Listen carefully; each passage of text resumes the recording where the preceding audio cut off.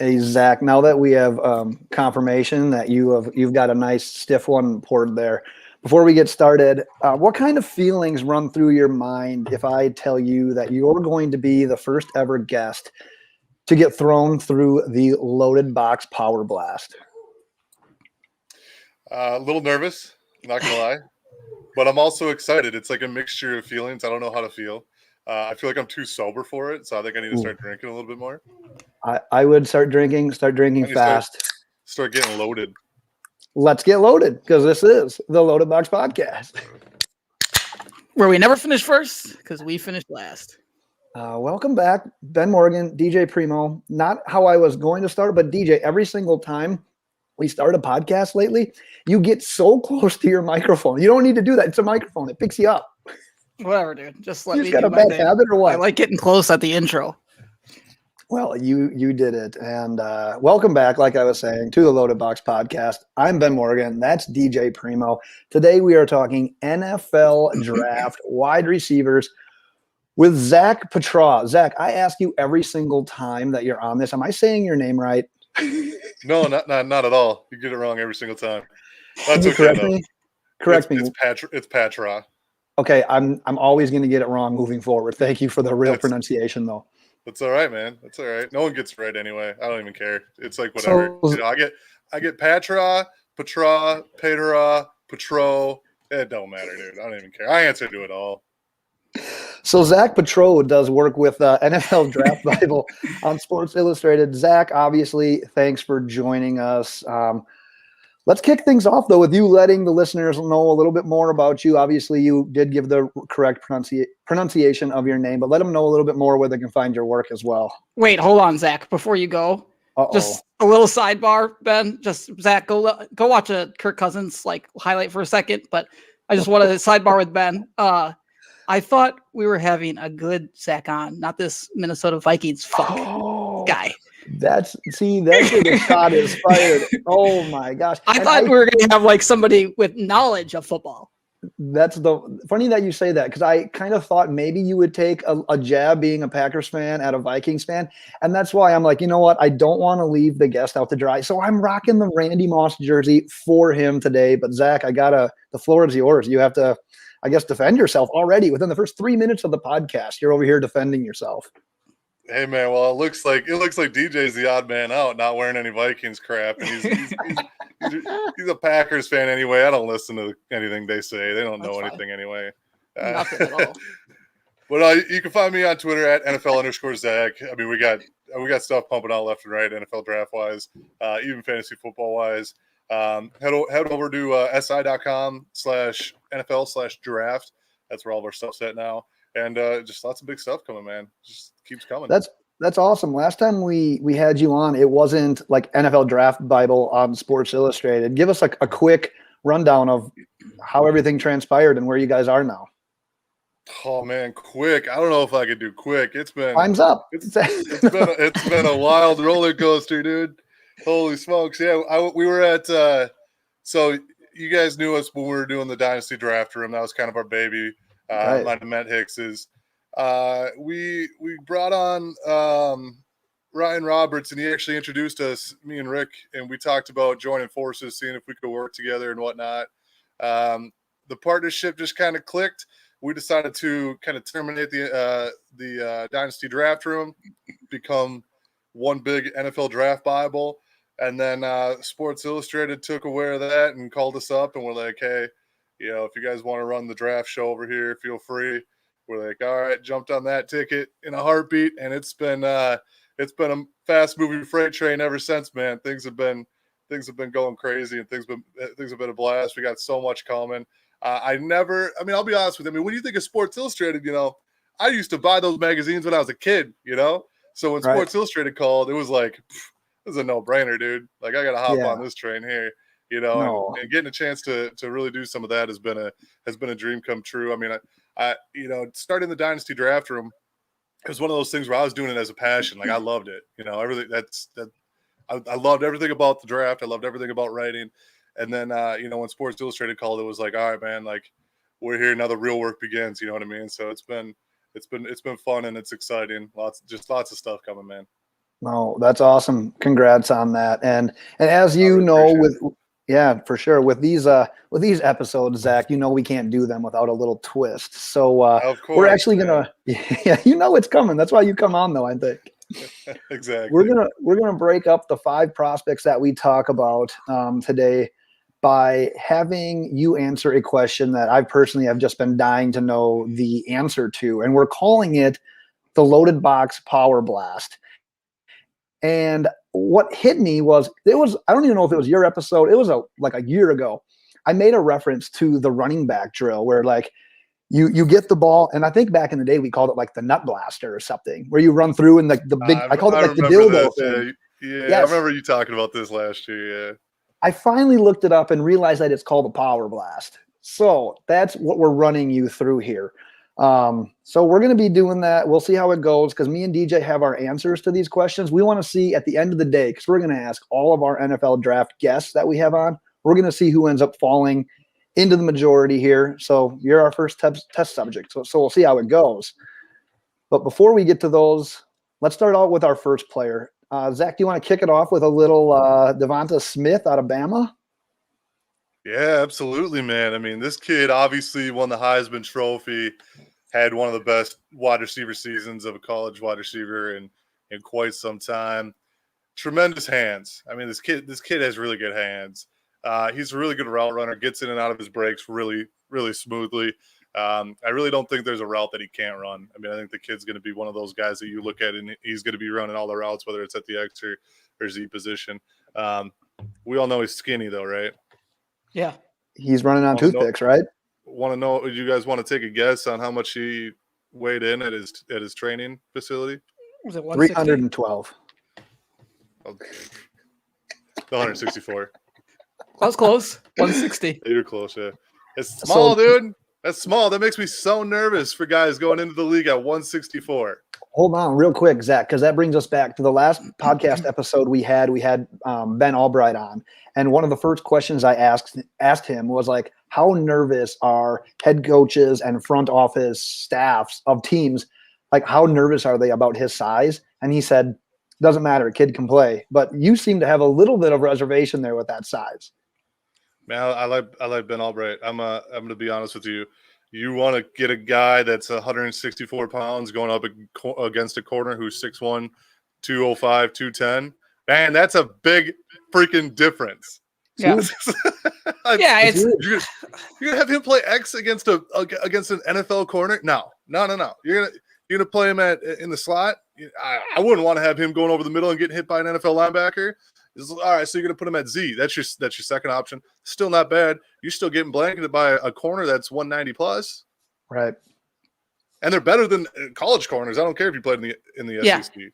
Yeah, I think my biggest worry about him, and I talked about it last week, Ben just said, but like this motherfucker, he's got to, number one, he's going to get jam pressed constantly right away. Like that's going to be the biggest challenge right away. He's so skinny, so small.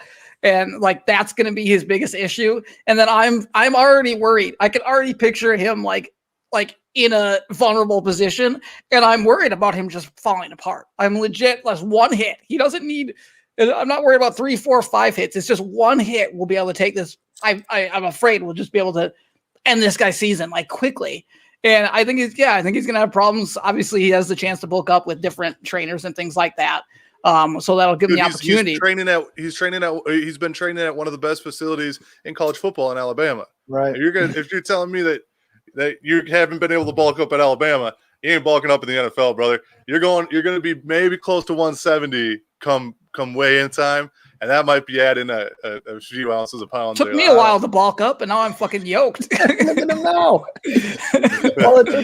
All it took was 31 years or some shit. Have a kid put that baby weight back on. Yeah, exactly. Now I'm bulk as fuck. Zach, is it fair to say, given what you've said about him already, is it fair to say that he has the highest ceiling in this class if everything clicks? But he also, with that potential, he comes with like an unusually high amount of bust potential, but just based on the size alone? There definitely is a good ceiling for him, but yeah, there's definitely an extremely low floor. injuries are going to be a huge concern throughout his career. It's just how it's going to be, especially when a guy that's that small and he's dealt with a few injuries in college. You got to be able to keep him on the field. You got to be able to have him out there blocking guys that are almost twice the size of him. It's going to be a struggle for him, and it's a very low floor when it comes to bust potential. Ceiling wise, like I said, it's high, but no. Yeah, have you met a guy named Jamar Chase? He does not have the ceiling of Jamar Chase, that's for sure. You mentioned that, so I don't want to go through like 1 through 30 of your wide receiver rankings, but it sounds like you're probably lower on Smith than of anyone that I've personally talked to. So just out of curiosity, where is he falling in your rankings? Trying to recall off the top of my head. I got Chase at 1. I got Waddle at 2.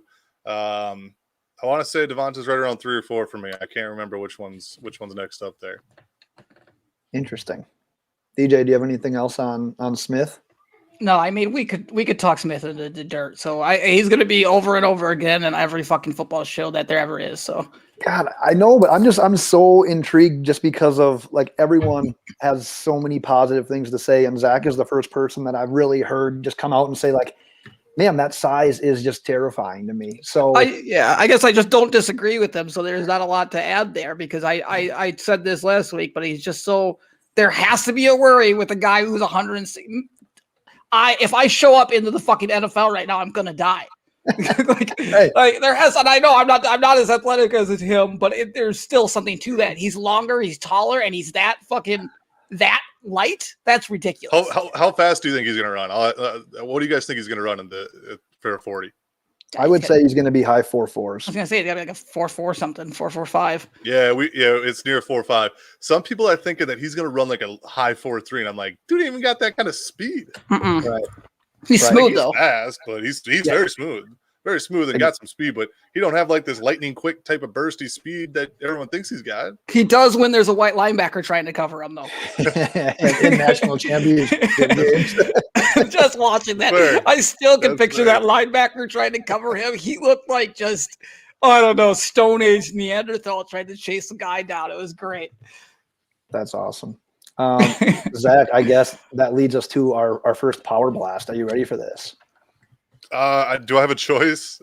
No, actually, I probably have a question I need to ask you before this to make sure that it makes sense. But do you watch the show The Office? Yeah, I've seen plenty of it. Yeah.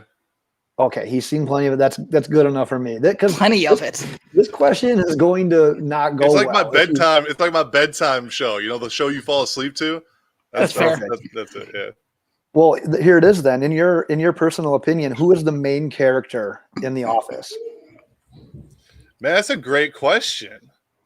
I mean, I would have to say, huh? I personally think it's a great question. DJ laughs at me every time I bring it up because he doesn't think it's a great question. Yeah, I mean, I think like the obvious answer is going to be Steve Carell's character. Yeah, Michael Scott. I want to say, dude. No, I mean it's got to. Well, I mean he. Look at him go back and forth. I want to say. I want to say Jim. I'm going to say Jim. Jim's my guy. I'm going to go with Jim. He's the main character. DJ, I'll let you go at it. I don't talk about that. Oh, I have to talk for DJ. All right, dude, that's DJ, such a weird question. I never thought about that though. Like, who would be considered the main character? I guess Michael Scott. Like, it's kind of a lot of it's based around him, no? Yeah, but here's my theory, and yes, I think DJ's silence screams it's Michael Scott. However, I will go to bat that there are a lot of main characters. However, Dwight is the main character. The show ends with his wedding. Like, that's how things end. It's not Michael Scott's wedding, and Michael Scott's not even on a couple of the seasons. It's clearly Dwight. That's fair, man. That's hard to argue who's the main character. I don't even think DJ is going to argue, even though like internally he really wants to. But the fact that we're going to have this same debate with every single guest, I think I'm like the last one. DJ just going to explode on me. DJ's going to end up quitting. I don't quit. He just leaves at that point in time. Well, let's move on to the second wide receiver we're going to talk about today. That's Terrace Marshall Jr. out of LSU. How you feeling about him, Zach? He's a little bit bigger this time around. Yeah, we actually got a wide receiver that's well. One thing I want to say about real quick, I forgot to make this point about DeVonta Smith is the dude is like, okay. So Marquise Brown, right? Everyone was worried about his size, but he goes first round. All right, he was like 168 pounds or whatever he was, 67, 65, whatever the hell it was. He was also like 5'9", 5'10". You know, DeVonta Smith is like 6 foot, 6'1", whatever. Yeah, exactly. Yeah. So Terrace Marshall, yeah, much bigger dude, 6'3", 200. That dude's gonna run mid 4.5s, I would say. So doesn't have like lightning quick speed, but he's used as a good vertical threat, especially not this year, but last year. So I mean, even though he isn't the fastest guy on the field, he still has the ability to burn you deep because he has some good fluidity to his game. His athleticism is tremendous. Love his length and his body control. His ability to go up and get the ball and pluck it away at the high point from defenders is phenomenal. You know, like I said, it doesn't like his acceleration takes him a couple steps to really get going. But overall, this kid, I mean, you want to talk about someone that could surprise you in the first round. Like Terrace Marshall could be one of those guys to go to a wide receiver needy team like Baltimore, not the Packers, Baltimore. DJ, you're a Marshall guy. I'll let you kick this one off. No, I mean, I like all the LSU guys, and no, I don't really have many questions on it. Terrace Marshall, he's got the. I mean, when you watch him, you see the ability to kind of do everything. Like his speed won't blow you away, but he's got good speed. He's got good size. It's good enough. Like it's not going to hurt you. Like the speed's not going to hurt you. Right, but you talk about Baltimore, and let's go over this. Let's do it this from fantasy perspective, because we talked about this. We did a mock draft, dynasty mock draft. We talk about this. If he goes to a Baltimore, does his stock fall for you though when it comes to a dynasty like fantasy football draft perspective? It's a fair question, and I can't say no. I'm not concerned about it, but you know, the passing game in Baltimore, I was talking to the Sports Illustrated beat writer for the Ravens, and he was giving me all these numbers about how the Ravens passing game has been so brutal. I mean, but we all talked about how remember when Lamar Jackson's coming out and we're like, dude can't throw. Dude's not accurate. He still can't throw. But the thing is, the next when he comes out and he also like his first or second, whatever the hell year it was, where he's just tossing dimes and throwing for over 3,000 yards and looks pretty good, and then comes out the year after and he puts up a stinker. You know, it's like, well, okay, which Lamar Jackson do we have? Look at his wide receivers, man. Like Marquise Brown is consistently dealing with injuries because he's tiny. They don't have another, X type of wide receiver. Get him an X wide receiver, see what he can do. Terrace Marshall, that could be your X you're looking for, man.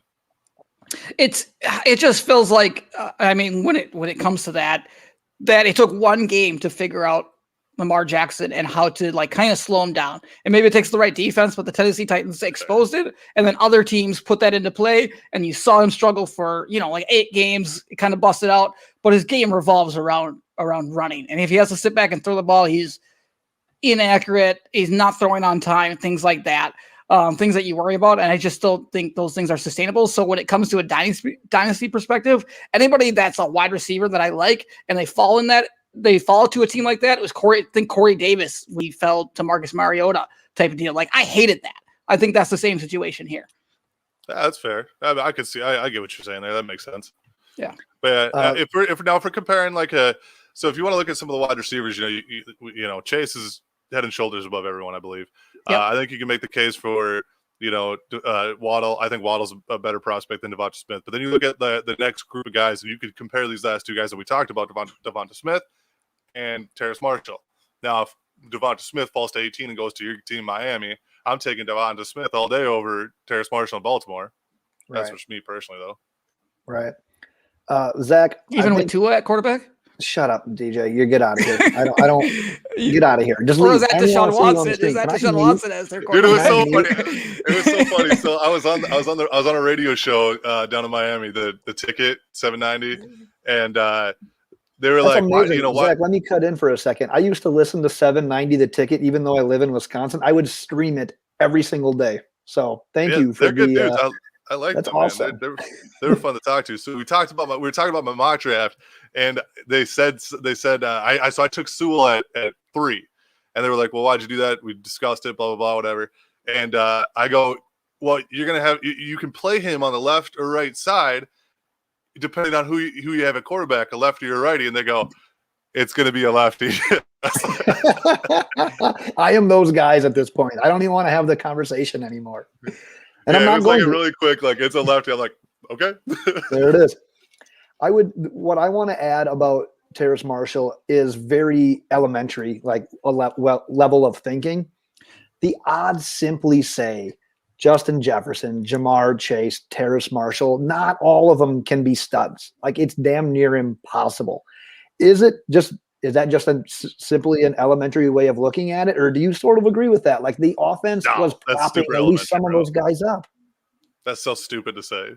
No, Yeah, like that's so. When's the last time? Well, let's put it this way: we're talking about DeVonta Smith being a stud. We're talking about Calvin Ridley, Jerry Jeudy, Henry Ruggs. Yeah, but they were a little bit more. They were a little bit more spread out. And what have these guys shown that were drafted high last year? It was like back-to-back years, pretty much. Like that's what I mean. Like they're pretty much right back to back, especially when you look at Jerry Jeudy, Henry Ruggs, Waddle, and DeVonta Smith. I don't know if you know, but Justin Jefferson was drafted last year, Ben. All right. Let me pipe in since it was my question.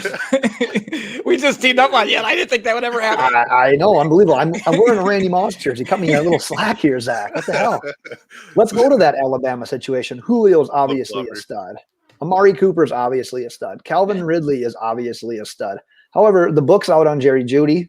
Henry Ruggs showed next to nothing at the next level. So I'm not quite sure that all of those guys are solidified as studs yet. And I get that they've got Waddle, they've got Smith, they've got guys like even behind them that are going to be good. I'm just saying, from one team, especially last year's championship team, which broke all sorts of offensive records, the offense was propping at least one of those guys up. And I don't think it's Jefferson because Jefferson crushed it. And Jamar Chase was a better prospect as a sophomore than Justin Jefferson was. So Marshall's just kind of like this other guy that gets the third corner on these other teams. And we're already talking about how there's a difference in cornerbacks between college and pro. Why do we all of a sudden just think like, oh, this guy can go in the first round? I'm not saying he's not. I'm saying the stats, like the pure like logistics of it. It is very elementary way of thinking, but like, I don't know. Part of me is like a little bit skeptical of it. I think you're being a little hypocritical though, because you love Smith, Jeudy, and Waddle. So those are three guys right there, and you're questioning these three guys, which are the same situation. I'm not saying I absolutely buy into it. I'm just saying it's a possibility. If you're gonna talk about like stats and production wise, right? Because that's kind of where you're getting at a little bit there, right? Right. So think back to a guy named Terry McLaurin. Remember him in college? Yeah. Not many people remember him in college because he wasn't doing very good. He didn't do much. Right. Exactly. And now he's a stud. And you look at Terrace Marshall, totally different prospect. Not comparing them whatsoever, but when you look at like production wise and how it translates to the NFL, you find a team that needs a big wide receiver that's going to dominate you in press coverage. I can see Terrace Marshall being that guy there. Like I said, I'm not totally writing it off, but I am a touch skeptical. And I know that sounds super like an uneducated way of looking at it. It just like it's history. Like it just doesn't happen that often is what I'm saying. What if Terrace Marshall, instead of the Bengals drafting Chase, because everyone seems to want the Bengals to draft Chase, what if the Bengals take Marshall at the top of the second round? That'd be scary. Oh, that would be scary. Yeah.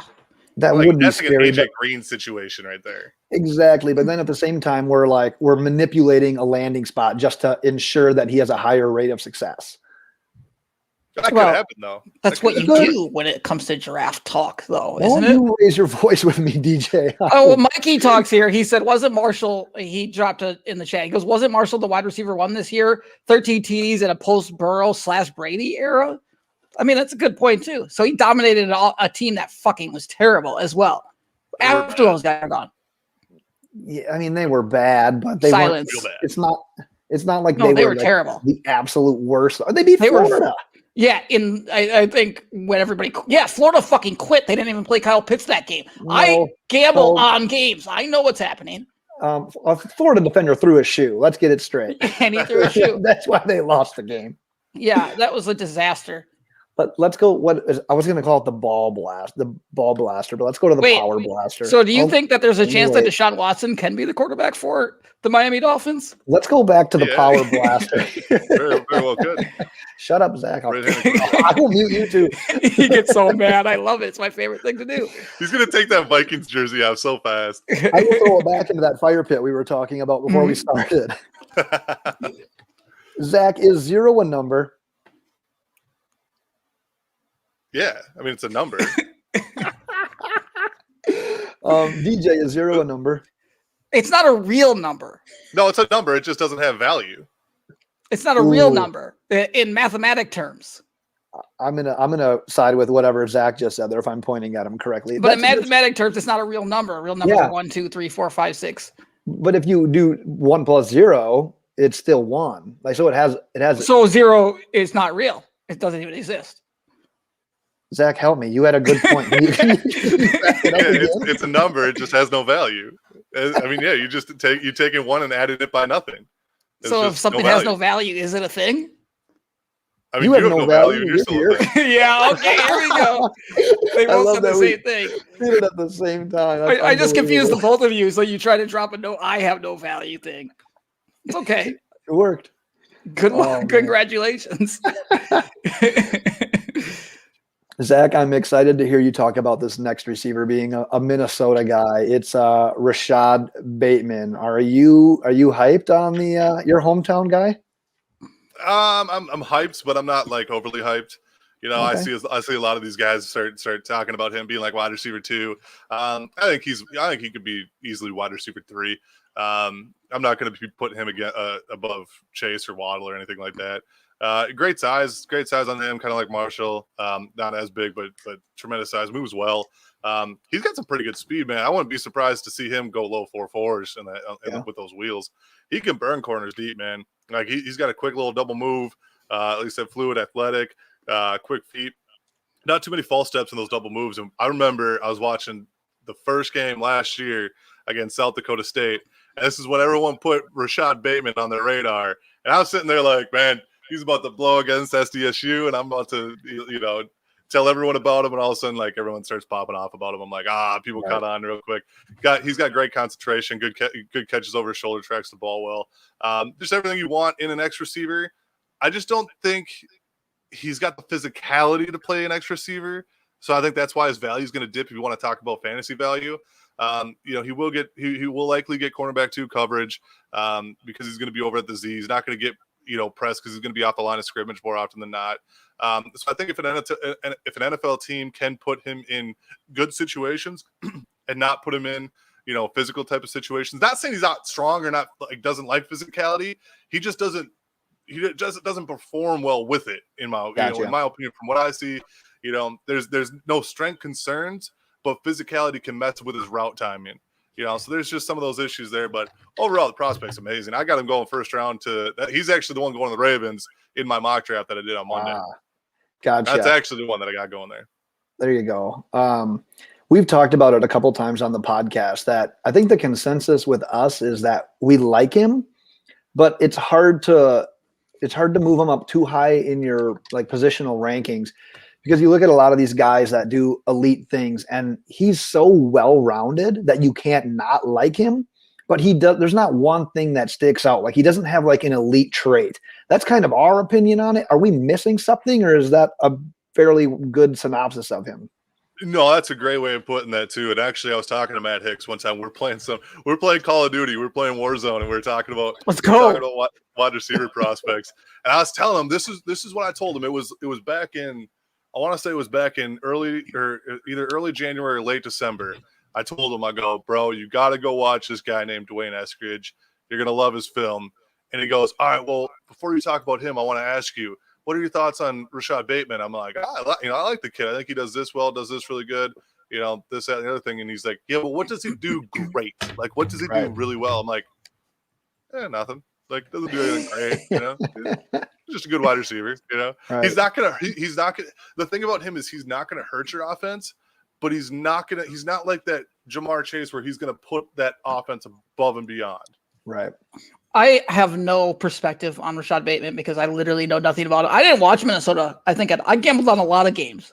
So everything I've talked about this, I'll say it over and over. Everything that I know comes from a gambling perspective. So I learn everything throughout the season from gambling. So I will say I'm typically like ahead of people on prospects and shit like that because I'm watching football like a crazy psycho man. DJ, I got a number for you to call later, brother. Yeah, 1-800-GAMBLING. But I tell you what, I didn't watch. I don't know why, but I just didn't watch much Minnesota. So I see all this Rashod Bateman hype, and I'm really, honestly, really surprised to hear because you were is it Tyler Johnson? You were super high on him, but maybe that's because I had a third round on him, so I was like super high on him or nothing. I guess for where he was being drafted. But to hear you be a little bit more reserved on Rashod Bateman surprised me. You know why I was so pissed off about the whole Tyler Johnson shit is that I'm getting talks about how there's a bunch of character concerns, and I'm calling up the coaches, his old high school coach, some of the coaches that are working closely with him at the Gophers, and I'm talking. Sorry, this is totally off topic, but doesn't matter. I'm asking them like, is there like a work ethic issue? Is there like a character concern? And they're like, no. The kid is pretty good at school. He's currently working at a training facility with Adam Thielen right now, so his work ethic can't be that bad. Now this character stuff doesn't make sense to us. I'm like, then why the hell is it being put out into the universe? It was driving me nuts, man. And I couldn't dig up anything. But yeah, when it comes to Tyler Johnson, yeah, I had him as a third. So I liked him a little bit more than others. When it comes to Rashod Bateman, there's just I don't have him as a first. I want to say I have him as a late 2, early 3. I think is where I have him. So I think I'm a little lower than some on him, but a lot of people want him as like a mid first round pick in the NFL draft. Yeah, that's high. That's steep to me. But if you need a wide receiver that's big and quick, Bateman's your guy there.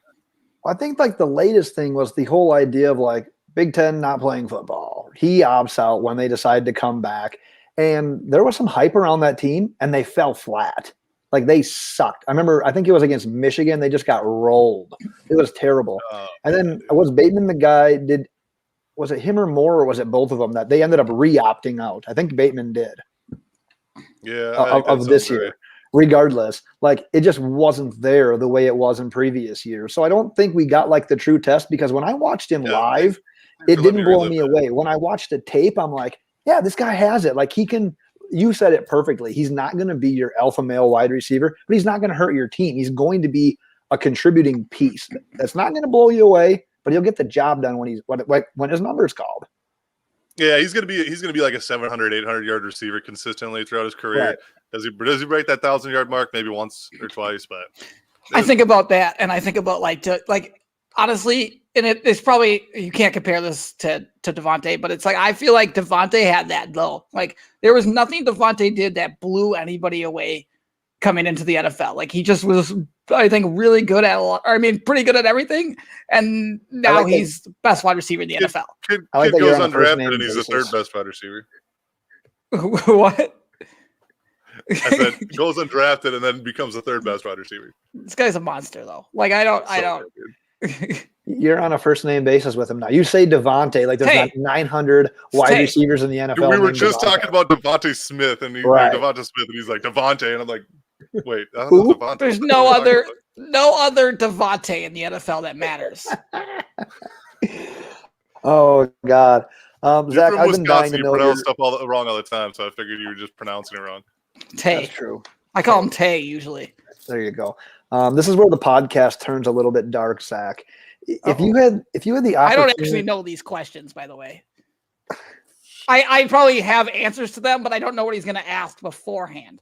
I'm sure we've discussed all of them. I was going to say, here's another where Woody said, like, is 0 useless, blah, blah, blah. And we said that. I've texted DJ these multiple times. No, I know that we've discussed them. I just haven't looked at the questions ahead of time, so I don't know what's coming. All right. Now that we've gotten that out of the way, Zach, like I said, this is where you think Deshaun Watson will end up being the quarterback for the Miami Dolphins? Is there a mute button on this thing? I need to mute you. I'll mute you right back, motherfucker. It just turns into Zach's show. Talks about whatever. Hey, talk about how bad the Packers suck. Good luck. Oh, see, you don't want to do that. All right. Here we go, Zach. If you had the opportunity to know the age at which you were going to die, would you want to know? Yeah. So okay, a little story about what you happened. Know when I was, what age you're gonna die? No, I don't. And it was funny. So now you guys can make fun of me all you want because this guy has some pretty basic questions that you could get 50-50. But anyway, so I'm at work. I'm working like for it.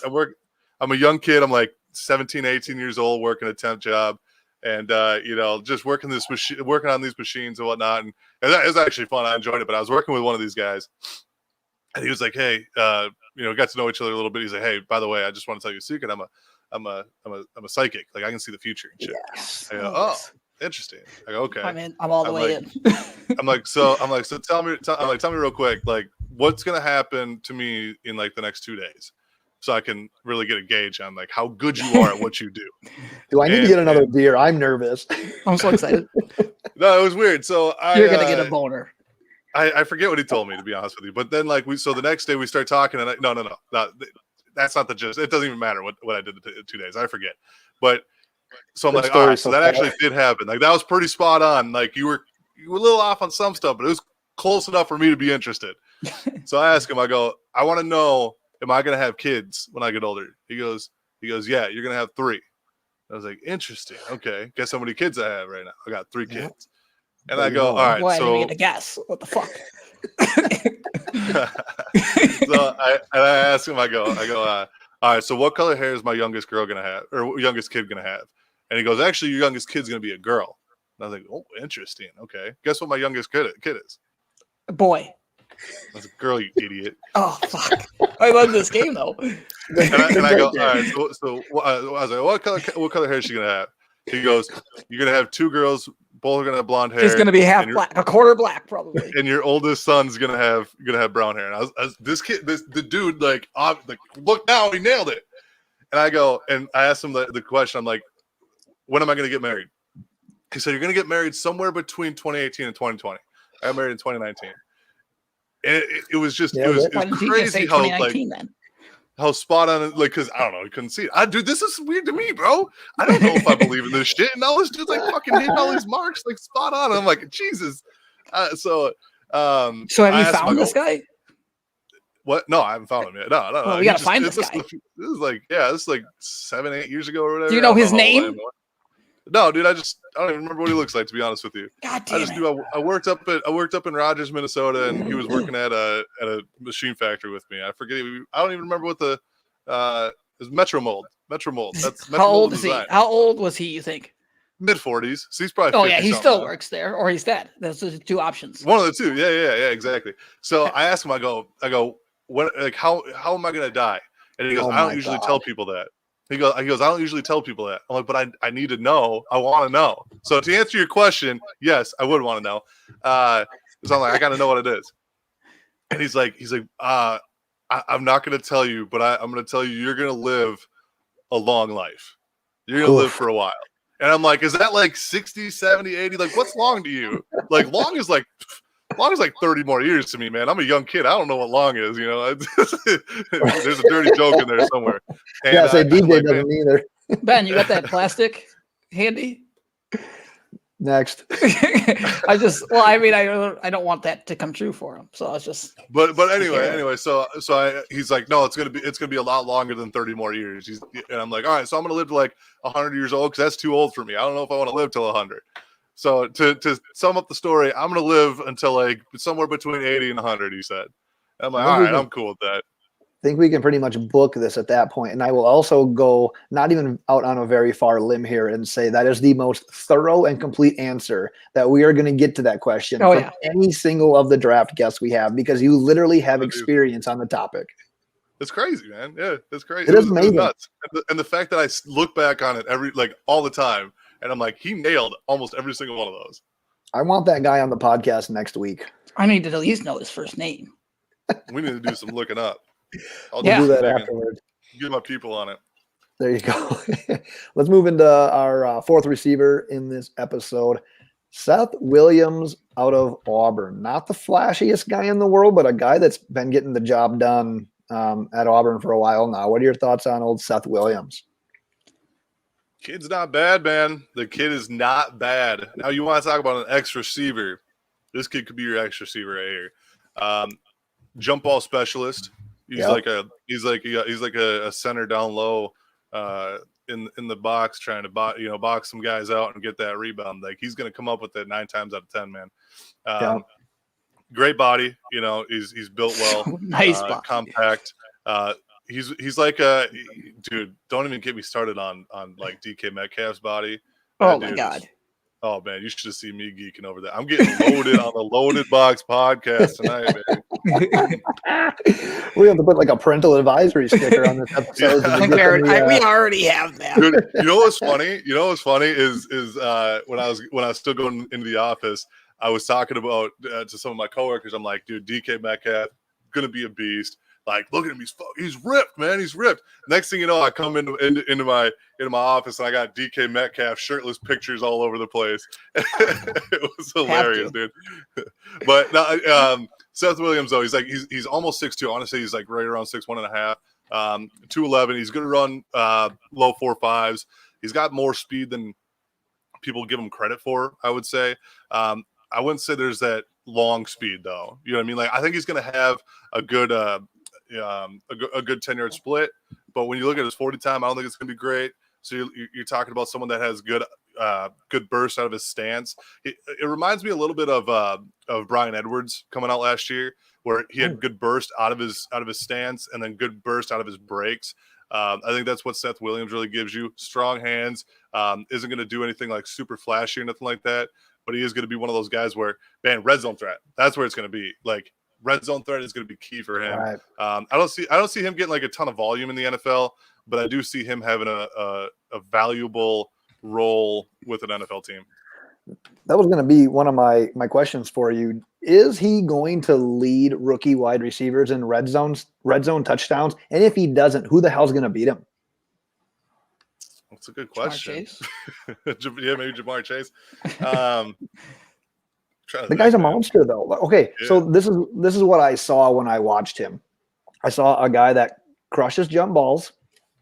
He's pretty good at deep routes, and he excels with a back shoulder pass. Oh, the back shoulder pass is huge for him. It's unbelievable. But is he sort of limited to that type of route, or do I need to take a deeper dive to see like a more complete wide receiver? No, he doesn't have the route tree. There's not much of a route tree there that's going to really wow you. That's where I think he's going to be limited to a lot of those red zone targets, a lot of those boundary passes. He'll be an X receiver that's probably going to get. He might get some cornerback one coverage. To be honest with you, someone's going to have to man him up and try to beat him with physicality and strength, and it's going to be tough because the kid's strong, kid's good. He's going to have a good vert and strong hands. It's interesting when I watch him, and I don't like doing like player comps because I don't think they paint the picture. And if you make a comp, like you're married to it forever. But just watching his tape, I don't know if it's a lot to do with probably the body type, but Preston Williams of the Dolphins, like I see a lot of comparisons just because of he's not running every single route either. He's a jump ball specialist. He crushes some back shoulders, and he's a nice target in the red zone. Like that's sort of what I see. And I don't know that his ceiling is much higher because I think if Preston Williams avoids issues throughout college, he's probably a fairly high drafted wide receiver. But that's sort of what I see when I look at Seth Williams. And I agree with one of our writers, Mikey. He totally is on board with Seth Williams. And his theory is it might take a year or two, but come year 2, year 3, he's going to be some team's wide receiver 1. Yeah, actually, that's funny that you say that too, because I was just thinking about Preston Williams as well. And I was like, there was something with Preston Williams. I couldn't remember what it was, but it was his testing numbers that were terrible. And people are talking about him like day two guy. And I'm like, I don't really see day 2 guy. Let's see how he tests, and maybe I'll change my tune on it a little bit. He goes and runs, tests poorly, falls to wherever he does in the draft.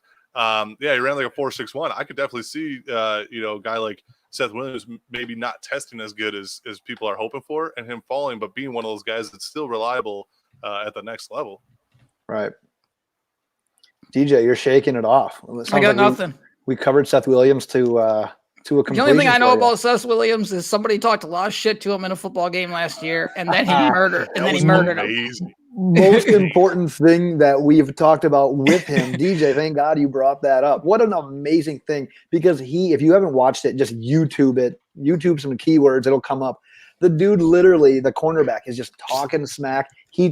Seth Williams just ignores it. 30 seconds later, guess who's in the end zone just talking shit because he got a touchdown over that cornerback. He burned him like off the bat. He was gone. Pretty amazing stuff.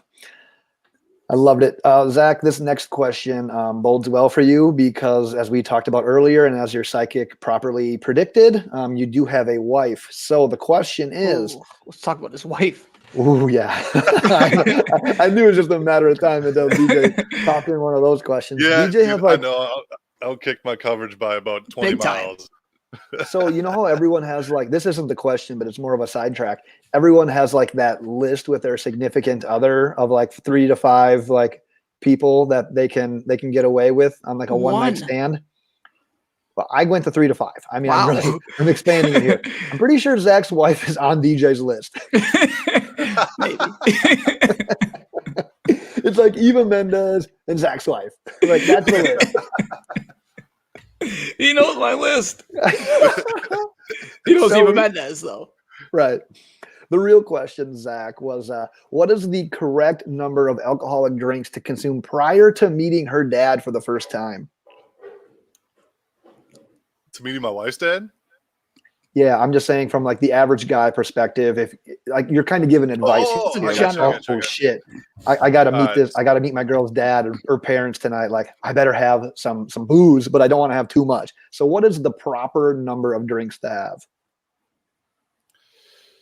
Oh, good question. Thanks. I wrote it myself. If I'm a dad in this situation, because I am, I will say that I will be having 4 to 6 just to keep me a little loose, keep me on my feet, but not too drunk so I can fight the dude. Coming from a boyfriend standpoint, I met my father-in-law when I was completely sober, coming off a 7-hour drive to go see him because they live up in North Dakota. We're down here in Minnesota, so we took a 7-hour drive to go see them. And I was completely sober. We got there 10 o'clock, but he did crack that beer real quick for me. So I would say 3. And the reason why is because so if you're going to have 1 or 2, okay, if you're going to have 1 or 2, it's either go to bed or keep drinking. Once you hit that 3 mark, you get that loosey goosey feeling. You get a little all right, we're doing good. The ears get warm. Ears will get warm. Wow. Your senses start really tingling. Everything starts meshing really well into your head here. So that's when you can really, it's still connected between here and here. Yep. Where if you start going a little bit past 3, it starts to get a little disconnected here and there. Yeah. So 3. I'm gonna say 3 for the boyfriend, and then I'm gonna say somewhere around 6 to 7 for the dad. So he's feeling a little bit nice, feeling a little generous, but still able to punch the dude in the teeth if he has to. Once again, going out of your way to provide more of an answer to the question than we even asked. I think you're going to make the next guest that we have, what shoes? They can't fill these shoes. This is amazing. You gave me the responsibility of being the first guy you're doing this shit to, so I got to give it to you. I got to do what I got to do here, man. I wouldn't high for the next homie that comes on here. That's true. I wouldn't trust anyone besides you, honestly, to be the leadoff batter in this situation. I would trust everybody else. one of those other Zacks, right? Any other Zach. Zack Patraw. Let's kick off your 5th and final wide receiver prospect, Elijah Moore out of Ole Miss. Thoughts, comments, questions, concerns? Dude, I've been talking about this to myself in the bathroom while I'm taking a dump for quite a while now. I've been saying he is OBJ light. I'm gonna tell you right now, this kid can move. His athleticism, how clean he is out of his breaks, his double move is filthy. His hands are solid. I wouldn't say he's like this guy. He's not like an OBJ where he's going to catch every single thing that's around him type of thing. But he does have quality hands. Dude, I love this kid, man. I was doing my mock draft, and I'm trying not to put him like top 15, and then all of a sudden, like he starts dipping because a little bit of wide receiver needs. He's going round 2, high round 2. I think this is going to be one of those guys where you look at, you start to get to know him a little bit more. A lot of people like weren't talking about him come draft time, and I'm sitting there like, bro, like, do you guys know like this kid is like crushing it over here? Like he looks like just one of the best route runners in the NFL. We're talking about like Kadarius Toney being like a tremendous route runner and being a great run after catch guy. And I'm looking at everyone like, y'all are crazy. Have you seen Elijah Moore? Like this kid is a stud, man. I'm excited. Yeah. No, the thing I noticed about Elijah Moore, and he was the Ole Miss offense. This guy's a fucking dog. And you talk about that. That's a good, surprising, and I'll say it over and over again. He's a dog. He's nasty. Is he a bit of a rebel too? Yeah, a little bit. But he's gonna mix it up. I compared him. He's not a big guy. He's not tall. He's 5'9", I think. He's not tall at all. I compared him to, in our chat, I talked about him like a Jarvis Landry type, or I even compared him to like a Steve Smith type of guy. Like he's got that nasty fucking attitude and can just continue to go up and make plays. And obviously Mikey poo-pooed that because he's a Carolina Panthers fan. But but he does. He has that Steve Smith type attitude where he's gonna put a fucking team on the back, 5'9", but can be the wide receiver 1 for a team. Like he is that dude. Like I'm excited to watch him in the NFL because he's gonna be fucking relentless. You're not gonna get him out of a game. Like if he's sitting out due to injury, it's going to be because he literally can't fucking walk. Like that's the type of guy this guy is. Like he's always going to play in games. We got him listed at 5'8.5", so he's small. He's small. But man, you can play though. He's not DeVonta Smith small. Let's put it that way. No, but he's a fucking dog. he's a dog. He's a rebel dog. Yeah. Zach, you brought up a portion of like the question that I was gonna ask, like the popular take on Twitter right now. Basically, everyone is just squaring off Kadarius Toney versus Elijah Moore. Like they are like hyper comped to each other, and you have. It's not even a competition, bro. Well, I don't want to say that it's not a competition. I just want to say, like, why are we doing this? Is there a different like receiver that we should be doing that with? Why did Twitter catch on to these two? Are they that similar? Because I don't know that they're quite that similar, honestly. Similar, no. When you look at Kadarius Toney, he's y'all remember watching Stephon Diggs with the Vikings, right? Like the dude was just shifty in the open field, kind of did whatever the hell he wanted in the open field, and just ran this way, ran that way, made yards wherever he could. That gets Kadarius in trouble. You know what I mean? Like he's running all over the place, running backwards, running forwards, running sideways, running left, right, up, down, sideways, whatever. Where I think Elijah Moore runs with more of a plan. I think he's got a little bit more of an attitude with them when it comes, a little bit more pop, a little bit more power. With Kadarius too, it's a little bit. I'm a little concerned about that background, man. That character scares the hell out of me a little bit with him. I want to say character, but like, what you doing with an AK-47 in the back of your car, man? What do you think he's doing? You can't be doing that stuff. That's going to get you in trouble. So if I'm looking at these two guys, similar, no. Let me rephrase that. There are similarities when it comes to like size, shiftiness, athleticism. When it comes to gameplay, game film, play style, they're not similar. Yeah. See, I'd personally like. I mean, it's obvious being a Gators fan. I've seen a hell of a lot more of Kadarius Toney. Than Moore, and that's the thing. He's the breed of receiver where he's not going to be like a huge like downfield run every type of route threat. He's the guy in that Gators offense where you find a way to get him the ball and you get him the ball quick, and there's a gosh damn good chance he's housing it. Like not that, I mean, he's super shifty. He's got decent speed, but DJ talked about it with Elijah Moore. He's got that dog in him. Like this dude is not getting tackled by one guy. And I know we're not really talking about Toney here, but just they're always getting compared to each other. So I had to bring it up because I do think there is some doubt with Toney going into the draft. Like you see people right now mocking him in the 20s, 30s, if not then early second round. I'd be a little bit hesitant there, and I admittedly need to do a little bit more work on Elijah Moore. But are you 100% like I think you would take Moore over Toney in the draft. Are NFL GMs kind of feeling the same way? Do you think Moore is going to be drafted ahead of him?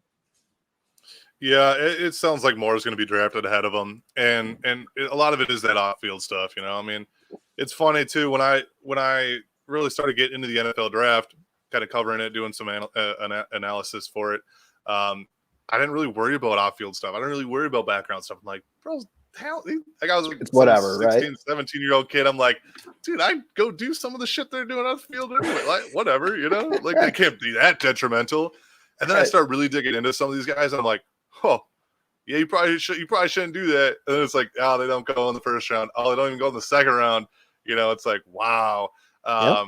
So you start really digging into that stuff. You wonder why. Like the Miami radio station I told you I was on, they asked me about Toney, and they were talking about. Wait, was it them? I don't remember no more. I gotta remember not to bring vodka on you guys' podcast. You guys just give me loaded each time. Like, what the hell am I thinking? What I was going to say was, it doesn't matter what station you were on, as long as you keep just drinking those Bang vodkas. I don't care what radio station you were on. Just have your take. Dude, I'm gonna tell you right now. Last time I was on, it was like 11 o'clock on a Saturday or Sunday, and I was hungover as hell last year. Oh, that's right. Oh my god, dude! Yeah, I was so hungover. Yeah, I do remember that actually. That was terrible. But what I was saying though is, as I started covering the draft more, you start to realize like character is almost more important than the talent on the field. Like you got to have a good background, a good character, and that's how you really start to build a relationship with your coaches, with your GMs, with the owners, all this stuff. It really starts to build it up, and that's how you start to get more playing time. Talent, obviously, you guys are talented. You guys do everything really well, but not you, DJ. Ben. Super talented. I am the talent. That's actually my nickname for myself. But be talented. That DJ gave himself, exactly. Be talented. Just don't be an asshole. Right. That'll get you far in the NFL, man. DJ, that's why you didn't make it to the NFL. You have to be talented and an asshole.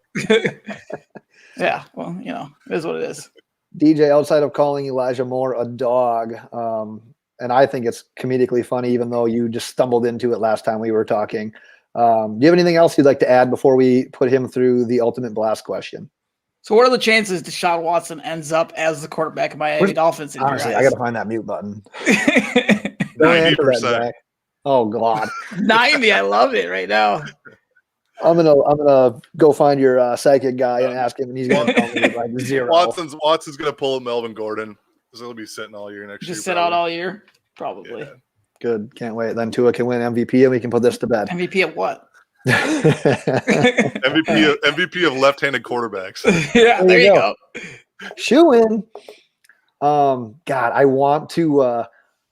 This question, I want to ask like a side question just to make sure it's relevant, kind of like what we did with The Office. But I'm just gonna wing it because I think you're hip, Zach. I think you got your hat on. You got it on backwards. I think you're ready for this question. Now you're definitely ready. Wait, you're hip. Here, I will ask one other question. Zach, what age range do you fall in? Like you're like young, mid-30s. Bro, I'm 26. What? I'm 26, bro. No, you're not. I swear to God, I'm gonna be 27 in April. This is gonna be tough. What year were you born then? 94. God damn it! It's not gonna work. He's gonna be fine. Not gonna work. You thought I was old as shit, man? No, I didn't. I knew you were young, but every time I think about someone having 3 kids, I think you're at least 47. No, 26, bro. 3 kids. I think it'll be fine. What kind of music do you listen to, Zach? All the above. Rock, mainly rock. Oh shit! Any rap? Here we go, baby. Dude, I'm ready for it. I'm gonna throw it out there, and if we need to give hints along the way, we will. I just didn't want this question to bounce. I think it's my favorite question I've ever asked on a podcast, and I'm really over promising, and I think we're gonna under deliver here. But here it is. That's question number 5. Listen closely. You got to follow this one. Listen. What statistics do you think made up Ice Cube's triple-double back in 1993? Women, booze, and drugs. Oh my God, that answer blew me away. I'm very proud of you. Like I said, man, all you've done here is crush these questions. The Power Blast or whatever we're calling, you've dominated it. Unbelievable answer. Unbelievable answer. It was better than I thought. Do you understand the reference, or did you just pull that out of your ass? No, I just pulled that out of my ass. Oh, that's a little bit disappointing then. You fucked around and got a triple double. I know who. I mean, I'm at least old enough to understand that Ice Cube used to be a rapper and not just an actor. Right. So the lyric in Today Was a Good Day is get me on the court and I'm trouble. Last week fucked around and got a triple double. So it's been like a good year, and it's just been running through my head like, what the hell stats could Ice Cube accumulate to get a triple double in a pickup game of basketball? And I've always wanted to try to work it into a podcast. It's just never come up in an appropriate time. So I'm like, you know what? I'll force it into a podcast. And you gave probably the best answer anyone's ever going to give, and you didn't even understand the reference. Proud of you. There it is. What's the reference, or can you not tell me because you're going to save it for other guests? I already did. I think the vodka got to you. Yeah, he just told you it's the song lyric. He just sang the song lyric to you. Well, I mean, I could have said it was a song lyric. It was a song lyric. It's just all it is, and he just was like, "What? Yeah, blunts, backhands, and bitches." That's what you got, DJ. Yeah. See, I've got. That's the same damn thing I just said. Pretty much, but that's what I thought of though. And then when you said that, I was shocked. I'm so lame because I had rebounds, blocks, and turnovers. Really? All that did though is it made me excited to ask all of our future guests. I mean, the fact that we did come to a great answer with Zach is fantastic, especially considering the fact that. I mean, you were going off nothing, but you threw it together like you are Ice Cube's neighbor. his best friend that helped him write the song. I was just too drunk and high fucking actual stats. Unbelievable. Wow, I got totally blown out. I am the oldest person in the world after giving actual stats when you guys gave the best answers possible. I didn't think you would give actual stats. Oh my gosh. So disappointed in myself at this point. Yeah, that was bad. Jesus. Zach, I love how as we've gotten through this episode, your eyes have gotten like wider. Yeah, or something. Not that like way. I mean like they've gotten like what's this? That's wider. Drunkier. There you go. Squintier. Squintier. That's perfect. Drunkier, squintier. Either way. DJ. Yeah, sip. Zach, I'm almost done with this whole entire thing. It was all vodka bang. I'm proud of you. Things nice. Thanks, man. Nice and big. That's what she said. Zach, one other funny thing that I have is before every single episode, I tell DJ, let's make this puppy 35 minutes. We're going on an hour and 3 minutes. Every time I laugh at him. He legit said, I might word this wrong, but I'm going to paraphrase just fine. DJ said, I don't know how many more times are you going to tell me that? You're never going to do it. Yeah. Like, why do you waste your finger strokes on your keypad? He'll say it every fucking week, and every time I'm just like, this is just not going to happen. I think he forgets, and I didn't even talk that much in this podcast. This is probably the least that I've talked, and it's still stressed an hour. And he forgets that I'm part of it. I can rant for days. It's over. It's over. I didn't even talk. It's all right, man. Hey, I don't mind going an hour. Shall I go 2 hours? Let me go make a drink real quick. We'll do another hour. I'll do a live with you any night. We're trying to push lives so hard, man. If you want to go live on a Friday or Saturday night after some big news comes, let's fucking go. Oh God, I might be doing handstands and headed for the bathroom if we're doing Friday or Saturday night. We're doing lives. You just got to fucking go live. Oh, I can't wait for this. DJ, do you have anything else you would like to add to tonight's extravaganza? I got shit, man. Go Pack, go. Unbelievable. Zach, do you want to let the listeners know one final time here what your real last name is and where people can find your work? Yeah, it's Patraw. It's not Petro, whatever Ben said. Pedro. I'm going to go Pedro. The best pronunciation of my last name was Patraw, and I got so excited because I was in the middle of a football game. We're getting our names announced, and the guy says, and wide receiver Zack Patraw. And I go, that's a badass last name. I'm going to keep it at Patraw. I need to stop saying it's Patraw. I just need to say my last name is Patraw. Fuck it. Patraw. Like, who cares, right? Yeah, doesn't matter. The pronunciation of my name. Yeah, who gives a shit? Wait, are we ending the podcast now? So I got to tell people where to follow me and shit like that? Yeah, go ahead. I guess. Oh yeah, Twitter, NFL_Zach. We're all over Sports Illustrated now. I love it. I'm excited. Big stuff coming. Short and sweet. Big shit popping. Big shit popping. Since we broke down wide receivers and we just learned that you used to be one, what were your strengths and weaknesses? You got to scout yourself now. Oh, I would have locked his ass down. No, you wouldn't have. I would have. My weakness was I was not scared of anything, and I got this long ass neck that you could. It's just a giant target. Like this right here was just a giant target for linebackers going over the middle, and I wasn't scared of shit. So I go over the middle. The amount of times I got knocked out, bro. I got fucking carried out of games. I got ambulanced right off the field. Yeah, my biggest concern was not taking care of my body. That was my biggest weakness right there. I don't know if you know, but I was a state starting cornerback in 2006. So you can go watch my highlight tapes if you want. I got them over here. Yeah, I don't know if you heard of it on replay with all the times that Aaron Rodgers missed a Super Bowl pass too. He doesn't. He's only been there once and he won. Exactly. You know what? He hasn't been there enough for you to watch it. There's nothing there for you to watch. Aaron Rodgers has never lost a Super Bowl. He's 1-0. He's undefeated. Can Tom Brady say that? Kirk Cousins hasn't lost a Super Bowl either. Yeah, but the Vikings have never. It's not even Kirk Cousins. The Vikings have just never won a Super Bowl. Shut up. Just they like as a team. Like I would like to give you some credit, but as a team, they've never won a Super Bowl. I've won as many Super Bowls as the Minnesota Vikings. You can't talk as a Packer fan. You're not allowed to talk crap about the Vikings not winning the Super Bowl because Aaron Rodgers has only won one. But like we always, how are we not? We own the division. We own you guys. It like we could talk shit when it comes to the division. Like it's locked down. It's game over. Like you don't have anything to say. You just get mad every year, and then you go ahead and just say things like the Packers are going to suck next year. And I know you're just trolling. Sometimes I feel like you troll me just from a distance, just wanting a response. It's like the Packers are going to suck next year. This fucking guy. I subtweet you every time I tweet about the Packers. Yeah, I mean, it works. It'll work on me every fucking time, especially when I've been drinking.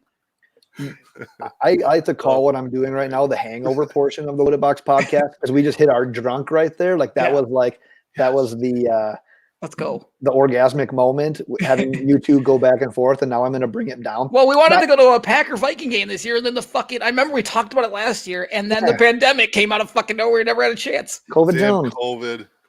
You guys will have your opportunities. I was in Green Bay. Kid's only 26. He's going to live forever. True.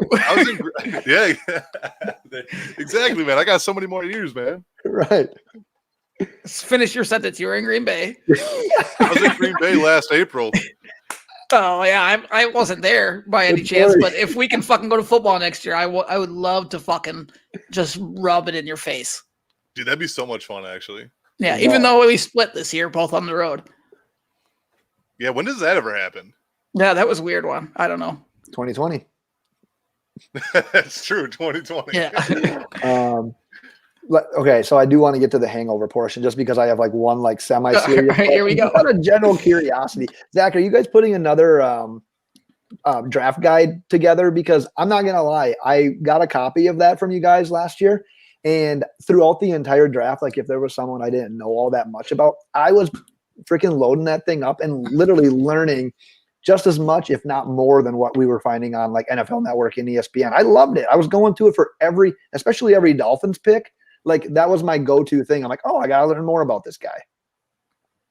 Man, I'm glad you liked it. That actually that warms my heart. That warms my heart. That's the vodka. Unfortunately, me personally, I'm not going to be, because that was my personal guide. Like I did that all myself. I wrote it, I produced it, I edited it, I did everything all by myself with that thing. This year I will not be doing something like that. We actually do have an NFL draft guide that you could go purchase on allaccessfootball.com. And there's over, I want to say there's like 600. I think it's definitely over 500. scouting reports on all these players. Nice. So if you want to purchase it, I believe it's $20 for the PDF. If you want the actual book, there's actually a book that you get sent out. I want to say it's like $49.99. And then the all access gets you like a bunch of other stuff too. It's like $100, but allaccessfootball.com. Go check that stuff out. It's a little bit pricier than it was last year, but there's so much more stuff in it this year. I want the one that you do. So if you have a little bit of free time, go ahead and make me a personalized one, and we can just go from there. Bro, I was gonna do it this year. Dude, that was like a ton of work. It was, and like with all the stuff going on with moving to Sports Illustrated, I didn't have time to do another one this year. I'm hoping I'm gonna have enough time next year to do something, but we'll see. Me too. You know, I'm hoping. When do you think someone's gonna find out about the Loaded Box and pick us up? We're fucking electric. I know, right? I don't know if we fit the Sports Illustrated. No, man, nobody. Demo. They can't handle this. You have to be a different type of Barstool, bro. Barstool. Yeah, Barstool would be more likely, but yeah, our personalities just don't fit the common Sports Illustrated mold. Whatever. Hey, man, switch it up. I can't. I am who I am. No. I mean, like, we'll just flip Sports Illustrated on its head. Yeah, for sure. Like, we'll flip them to dads that get down with Busch Light every single time we podcast, and every single day we don't podcast. Stupid shit. There you go. Lattes, baby. Lattes. As always, this is another hangover portion of the podcast. Check us out on Twitter at Loaded Box. Check out our website, loadedboxpodcast.com. We've got our NFL mock drafts. We've got our NFL draft player profiles, dynasty rankings, dynasty mock drafts. Everything you need in your entire life can be found there. Next episode, we'll be doing the different guest position. Ben's losing it. This fucking guy, I tell you what, he has this internet out there. You can hear him Unbelievable. Here I am. His internet's still down in Miami. Well, you know where this kid lives is in the middle of fucking nowhere. Like, there's nothing around him. He could be murdered in the middle of the night. Nobody would know. Wrapping up a podcast and having that happen is like the equivalence of just being in bed and then all of a sudden I just went limp. Like, I couldn't even finish. Like, what happened there? Standard. There you go. I don't know where I cut out, so I'll just say we're available everywhere you listen to podcasts. Subscribe, rate, and review, and DJ, send us out. Bye. Zach's wife. We forgot to hit Zach.